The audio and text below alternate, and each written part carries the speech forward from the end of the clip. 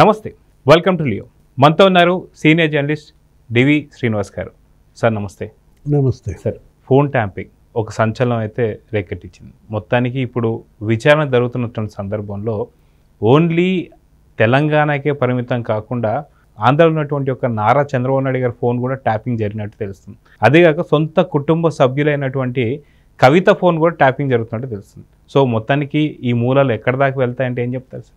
అంటే phone tapping case ఇప్పటి వరకు కేసీఆర్ మెడకు చుట్టుకుంటుంది అనుకున్నాం. అంటే కేసీఆర్తో పాటు జగన్ మెడకు కూడా చుట్టుకుంటుందా అంటే ఇప్పటిదాకా ఏమనుకున్నామంటే బీఆర్ఎస్ మెడకు చుట్టుకుంటుంది అనుకున్నాం. బీఆర్ఎస్తో పాటు వైసీపీ మెడకు కూడా చుట్టుకుంటుందా? ఏంటి రెండు సయామీ ట్విన్ పార్టీసా? ఒకే తల రెండు బిడ్డలు కనుకైతే సయామీ ట్విన్స్ అంటారు. అట్లాగే ఇప్పుడు బీఆర్ఎస్ వైఎస్ఆర్సీపీ ఇవాళ ఫోన్ ట్యాపింగ్ రెండు పార్టీల రాజకీయ భవిష్యత్ దానిపై ఆధారపడి ఉన్నాయా? మనం ఇప్పుడు రేవంత్ రెడ్డి ముఖ్యమంత్రి ఇప్పటికీ ఏడాదిన్నర, మరి ఈ కేసు ఏడాదిన్నరగా సాగుతోంది. ఇప్పటి వరకు ఒక నలుగురిని అరెస్ట్ చేశారు. రేవంత్ బాధితుడు. ఏది అప్పుడు ఆయన ఇంటి పక్కనే ఒక స్టేషన్ పెట్టారు, రేడియో స్టేషన్ లాగా ఒక ట్యాపింగ్ స్టేషన్. అక్కడే ఒక పెద్ద డిష్షు యాంటెనా అది అద్దెకి తీసుకుని అక్కడ ప్రణీత్ రావు మొత్తం కొంతమంది సిబ్బందిని పెట్టుకుని రేవంత్ ఇంట్లో ఏం జరుగుతోంది, ఎవరు వచ్చి కలుస్తున్నారు, ఎవరు పోతున్నారు, ఆ నిఘాయే అసలు ఎవరితో మాట్లాడుతున్నాడు అంటే దొంగ చెవి అంటాం దీన్ని. ఇప్పుడు ఏది రేవంత్ రెడ్డి వాళ్ళ ఆవిడతో ఇవాళ పలానా చేపల కూర వండు అంటే అది కూడా వింటున్నారంట. ఆయన కిచెన్లో ఏ కూర చేయమని భార్యకి చెప్తున్నాడో కూడా వినే స్థాయికి దిగజారంటే ఇక్కడ ప్రణీత్ రావు అరెస్టుతో ప్రారంభమైంది. ఇప్పుడు ఒక నలుగురిన అరెస్ట్ చేశారు పోలీస్ ఆఫీసర్లు. ఆ భుజంగరావు కావచ్చు, లేకపోతే ఆ తిరుపతన్న కావచ్చు. ఇప్పుడు అసలు మనం రాధాకిషన్ రావు అసలు ఇప్పుడు ఆ సబ్ చీఫ్ అతను పట్టుకొచ్చారు. ఎవరైనా ప్రభాకర్ రావు. సుప్రీంకోర్టు ఫైర్ అయింది. ప్రభాకర్ రావు అమెరికాలో ఎలా దాక్కుంటాడు, ఇవాళ ఈ కేసు అతను వచ్చి లొంగిపోవాలి, విచారణకు హాజరు అవ్వాలి అని సుప్రీంకోర్టు ఆదేశిస్తే వచ్చాడు. అయితే వచ్చేవాడు కాదనమాట. ప్రభాకర్ రావు అతను ఇచ్చిన వాంగ్మూలం ఇప్పుడు ఇది మీరు చెప్పింది. చంద్రబాబు నాయుడు కూడా బాధితుడు. అసలు నీకు తెలుసో లేదో, చంద్రబాబు నాయుడు జగన్ సీఎం అయిన 6 నెలలకే ఒక లేఖ రాశారు. ఏంటి, సుప్రీంకోర్టు సీజేకి రాశారు, ప్రధానమంత్రి మోడీ లేకపోతే రాష్ట్రపతికి రాశారు తన ఫోన్ ట్యాపింగ్ గురవుతుందని.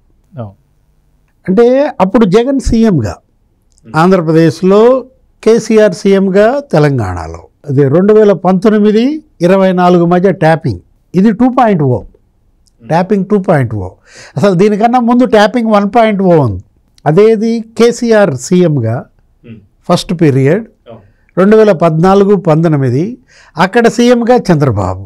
అప్పుడు కూడా చంద్రబాబు ఫోన్ ట్యాపింగ్ చేసినట్టుగా. అదే రేవంత్ రెడ్డి ఆ కేసు, ఓటుకు నోటు కేసు కానీ, లేకపోతే అసలు ఆయన వెళ్ళిపోవటానికి ప్రధాన కారణం కూడా ఈ ట్యాపింగే. ఏది ఆయన ఎవరెవరు కలుస్తున్నారు, ఏంటి, పారిశ్రామికవేత్తలతో ఏం మాట్లాడుతున్నాడు, ఆంధ్రప్రదేశ్ ఏ పాలసీలు చేపడుతోంది, వాళ్ళు మరి ఈజ్ ఆఫ్ డూయింగ్ బిజినెస్లో అసలు నెంబర్ 1గా ఎలా ఉంటున్నారు, ఈ మొత్తం వీళ్ళు ఈ ట్యాపింగ్ ద్వారా. అంటే అది ఆ 5 ఏళ్ళు ఒక ట్యాపింగ్, ఈ 5 ఏళ్ళు ఇంకొక ట్యాపింగ్. 10 ఏళ్ల బాధితుడు చంద్రబాబే.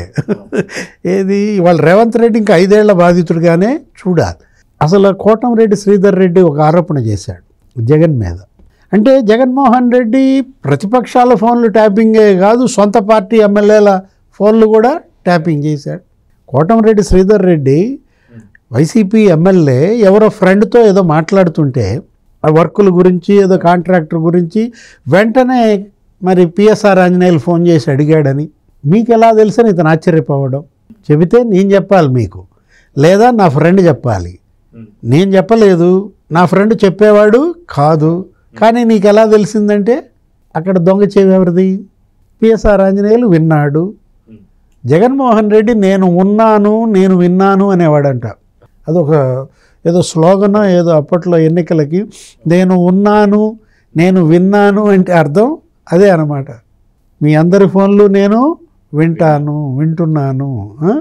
ఇప్పుడు ఆ ఒక్క ఇష్యూయే కాదు, హైకోర్టు జడ్జీల ఫోన్లు కూడా వీళ్ళు ట్యాపింగ్ చేశారని జడ్జీలే వాపోయారు.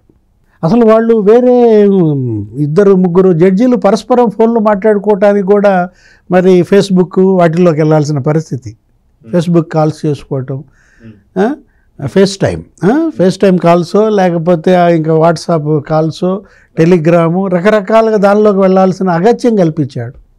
అంటే హైకోర్టులో వరుసపెట్టి ఆయనకు వ్యతిరేకంగా తీర్పులు వస్తుండటం, ఇప్పుడు ఆంగ్ల మాధ్యమంలో కావచ్చు, ఏబి వెంకటేశ్వరరావు సస్పెన్షన్ విషయంలో కావచ్చు, local body elections Nimmagadda Ramesh Kumar వాళ్ళ విషయంలో కావచ్చు, 3 రాజధానుల బిల్లులు దానికి సంబంధించి తీర్పులు, వీటన్నిటి సమయంలో ఇతను జడ్జీల ఫోన్లే ట్యాప్ చేశాడంటే ఇంకెంత బరి తెగించాడో అక్కడే నీకు అర్థమవుతుంది. ఇక్కడ కేసీఆర్ హయాంలో ఇక్కడ తెలంగాణలో ఏంటి నీకు ఇక్కడికి వచ్చేసరికి మరి ప్రభాకర్ రావు నేను చెప్పడం మీకు అసలు ఎలా అనుమతి వచ్చింది, ట్యాపింగ్ ఎలా చేయగలిగారంటే అతను వీళ్ళని మావోయిస్టుల కింద చూపించి మేము పర్మిషన్ పొందాం, ఈ నంబర్లన్నీ కూడా మావోయిస్టు ప్రభావిత వ్యక్తులు అంటూ మేము తీసుకున్నామని ఆయన చెప్పడం. ఇప్పుడు ఒక తెలంగాణ ప్రజెంట్ మినిస్టర్ అతని వ్యాపార సంస్థకు సంబంధించిన 40 మంది సిబ్బంది ఫోన్లు ట్యాపింగ్ అంట. ఎవరా మంత్రి? రియల్ ఎస్టేట్లో మనకు సంబంధించి కన్స్ట్రక్షన్స్లో ఉన్నది మనకెవరు? శ్రీనివాసరెడ్డి, పొంగులేటి శ్రీనివాసరెడ్డి గుర్తొస్తాడు. అంటే ఇప్పుడు పొంగులేటి శ్రీనివాసరెడ్డి అప్పట్లో బీఆర్ఎస్లో ఉండేవాడు, బయటకు వచ్చేసాడు, ఛాలెంజ్ చేశాడు, తర్వాత కాంగ్రెస్లో చేరాడు, రేవంత్ రెడ్డి వాళ్ళు కలిసి ప్రయాణించారు, గెలిచారు, మంత్రి అయ్యాడు.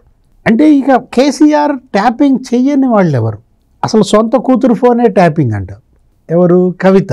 ఎవరు? కవిత ఫోన్ ట్యాప్ చేసింది ఎవరు? తండ్రి, అన్న. ఇప్పుడు తండ్రి మీద మనం ఈ నింద వేయటానికి మనం సాహసించలేము. ఆయన ఏదో ప్రగతి భవన్లో ఉన్నాడో లేకపోతే ఫామ్ హౌస్లో ఉన్నాడో కూతురు ఫోన్లు ట్యాప్ చేయమనే పరిస్థితికి బహుశా తండ్రి దిగజారాడు. అంటే మరెవరు? అన్ని వేళ్ళు నీకు ఈ ట్యాపింగ్ కేసులో కేటీఆర్ వైపు చూపబడుతున్నాయి. అంటే తండ్రి అధికారాన్ని అండగా పెట్టుకుని ఇవాళ ప్రభాకర్ రావు లేకపోతే ప్రణీత్ రావు లేకపోతే ఈ రాధాకిషన్ రావు వీళ్ళందరినీ పనిముట్లుగా పాత్రధారులుగా చేసి ఈ ట్యాపింగ్ సూత్రధారి కేటీఆర్. సార్ నాకు ఇక్కడ ఇంకొక అనుమానం కూడా వస్తుంది. ఏదైతే జగన్మోహన్ రెడ్డి కావచ్చు, అదేవిధంగా షర్మిల కావచ్చు, వీరిద్దరు కూడా అన్న చెల్లెలు అయ్యున్నా సరే తర్వాత ఎప్పుడైతే మన షర్మిలని బయటికి కెంటేస్తాను కూడా కొంత కారణాలు ఇవే అయ్యి ఉండొచ్చా అంటే ఏమంటారు సార్? అంటే ఇక్కడ ఈ చెల్లి ఫోను ఈ అన్న ట్యాప్ చేశాడు తెలంగాణలో, అక్కడ ఆంధ్రాలో ఆ చెల్లి ఫోన్ ఆ అన్న ట్యాప్ చేశాడా? అవును, అదే డౌట్లో వస్తుంది సార్. చెల్లెళ్ళ ఫోన్లు ట్యాప్ చేసే అన్నలను మొదటిసారి మనం వింటున్నాం. అది వాస్తవమో కాదో మనకు తెలియదు, కానీ మనకి మీడియాలో వస్తున్న కథనాలు చూస్తుంటే ఇవాళ ఇప్పుడు రియల్ ఎస్టేట్ వ్యాపారులందరూ ఫోన్లు ట్యాపింగ్ జరిగిందని.